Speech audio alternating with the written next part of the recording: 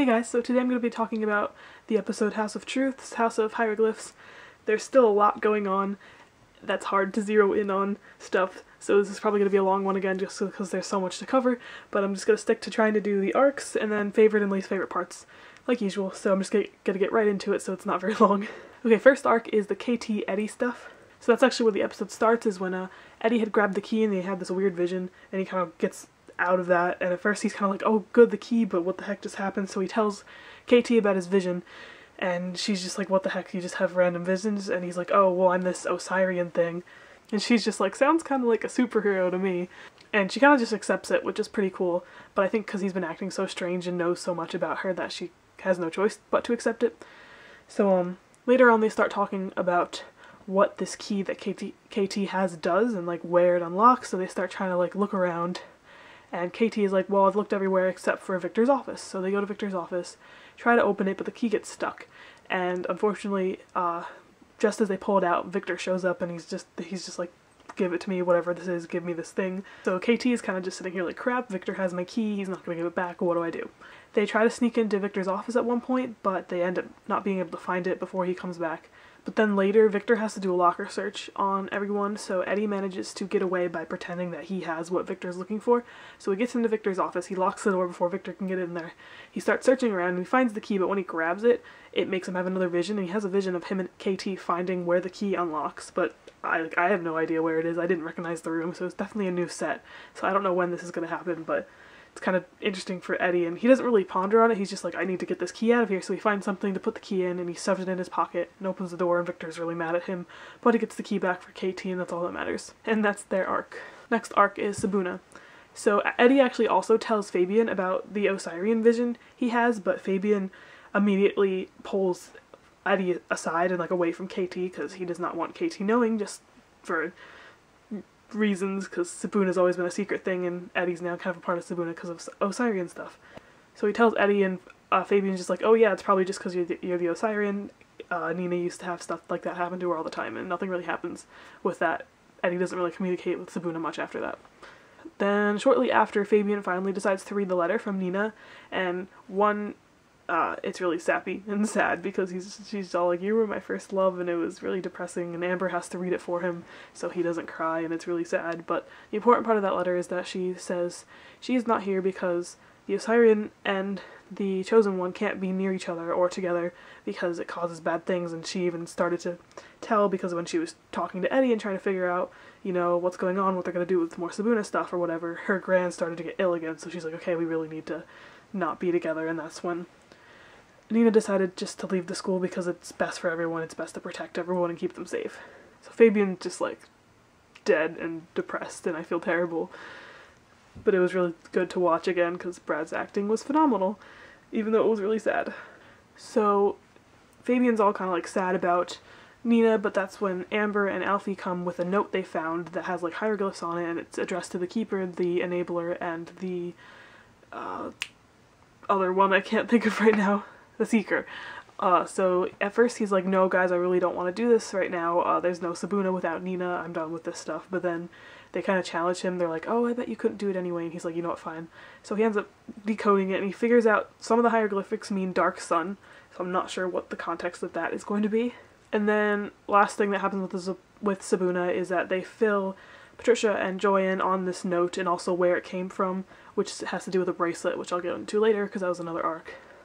Okay, then there's like a brief thing that happens with the teachers that's kind of an arc, but we find out that Miss Denby is the Keeper, so it's I think Victor's the Seeker, Mr. Sweet's the Enabler, Miss Denby is the Keeper, so that'll be interesting to see exactly what they're supposed to do and what their goal is here.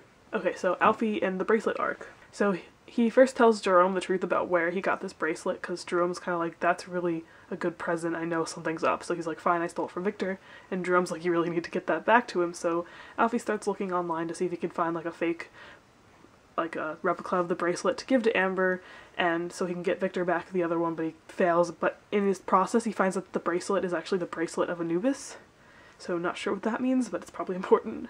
He also finds this coded message in the parcel with the bracelet, which is actually the message that he gives to Fabian. Since he can't find a replacement bracelet for Amber and Victor, he decides to tell Amber the truth about exactly where it came from, and she's pretty mad because she's like, Alfie, why would you do this? This is so unlike you to steal to give to me something, but whatever, we'll try to figure out what to do. You just gotta fix this for me. But then Victor storms in at that moment looking for it, and they kind of both like freak out, and they don't give him the bracelet, they don't fess up, they make up a lie and send him looking somewhere else. So Victor's really angry because he needs this parcel for his secret keeper enabler stuff because it's important for that, and he decides to hold a locker search for all the Anubis kids, and that's the locker search where Eddie gets to run away to find the key, but he still does not find it, and he's really upset, and he's like, you know what, whoever I end up finding this from is going to be expelled, I really need this parcel, and he's just like freaking out, and then the Anubis kids are freaking out because they're like, we don't want to get expelled, but we can't have this bracelet, and it's just like a mess, it's chaos. So they still have it at the end of the episode, but kind of in their favor, Victor starts to suspect that it might be Mara, because Mara had put all of Amber's parcels in hiding, which probably included Victor's, and he thinks that Mara probably did something with it, whether it was an accident or on purpose, so that's going to cause problems for her next week, I think. And that's all there is with the bracelet arc. And that's like all the main important arcs, I think, and then I have a lot of favorite moments in this. So first is we find out that Willow had a secret crush on Jerome 3 years ago, and I wouldn't be surprised if it's still going on because of the way she kind of acts around him. She's always just like, hi Jerome, and whatever, and it's cute. And Jerome seems kind of interested. It was really, I ship it. Like he's like, that's Willow, and he was like checking her out. It was really funny, and I ship this. This is gonna be an OTP, I have a feeling. I like it a lot. And then like there was another scene where he was sitting next to Mara, and then like Willow was across from him, and he was like checking her out. It was like, what are you doing? You have a girlfriend. I mean, I approve, but still. Second favorite part, Jara was having lots of moments where they were being cute, but like right before anything could get too intense, Alfie would just come and like cock block pretty much, and it was hilarious, and I was so happy because the Jara stuff was a little too intense for me to handle because I'm still shipping Makara, so yeah, thank you Alfie. The entire episode, Patricia was like insanely jealous of KT, like that's her only role in the show right now is to be jealous of KT, so that was really funny. She's making all these snide comments, and she ends up throwing orange juice in her face, and Katie actually threw like cereal back, so that was cool that she rebelled, so that was a fun scene, and then Jerome was just standing there like, this is brilliant, and it was a good scene, so that was funny. And then Patricia makes this one line where they're talking about the family trees, and she's like, oh, make sure you leave extra space on KT's tree, she's gonna need it for all the children she's gonna have with Eddie, and I was dying, like, it was so funny. It's like a, I don't even know, but it sounds like a Tumblr comment, and it was funny. It's a good comment by Patricia, a good one-liner. Okay, so then least favorite moments. One, throughout the entire thing, we have Alfie, who had Amber's phone. She gets a call from her fashion school that she was at over the summer, that's in New York, and I guess it sounds like they want her to go back, but Alfie does not want to tell Amber this because obviously he wants Amber to stay here. So he's like hiding it from her the entire time, and I thought that was really bad. Like, he needs to be open about that with her, and yeah, it's gonna make things more dramatic in the future, I think. So that was bad on Alfie's part. And second least favorite moment, kind of like not terribly least favorite, but it got to the point where it was my least favorite. It's just all the Jara moments. They're being really cute and coupley, and Mara's gotten like suddenly really flirty. I don't know where that came from. Sometimes it would be cute because it'd be like, oh, this is cute, Jerome's acting all nervous and Mara's being adorable, whatever, but then it would start to get kind of like, you're moving too fast, it's only episode 2, please don't, I still want Mick to come back and be with Mara, and then it was bad and I almost started crying at one part, and then Alfie came and saved me, so that was good. So yeah.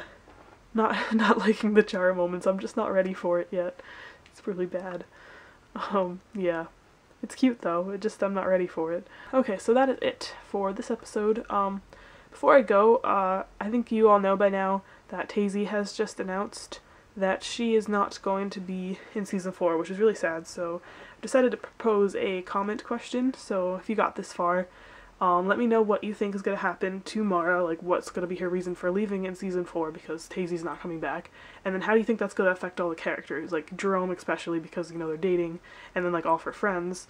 So comments, I have my theories in my head. If you guys have something similar, I'll end up probably commenting back and be like, I think that too, or I'll be like, if you have something that I didn't think of and sounds really interesting, I'll let you know, so we can talk in the comments. It'll be fun. And then any other commentary on this episode you want to talk about, comments. So let's have fun and talk in the comments. And as always, I have my Twitter, I have my Tumblr, that's all in the description. And yeah, I'll follow you on my House of Anubis Twitter if you give me your Twitter username. So yeah, we can talk, and I live tweet all the episodes, so that's fun. And yeah, I'll stop advertising myself now, so see you next week. Bye.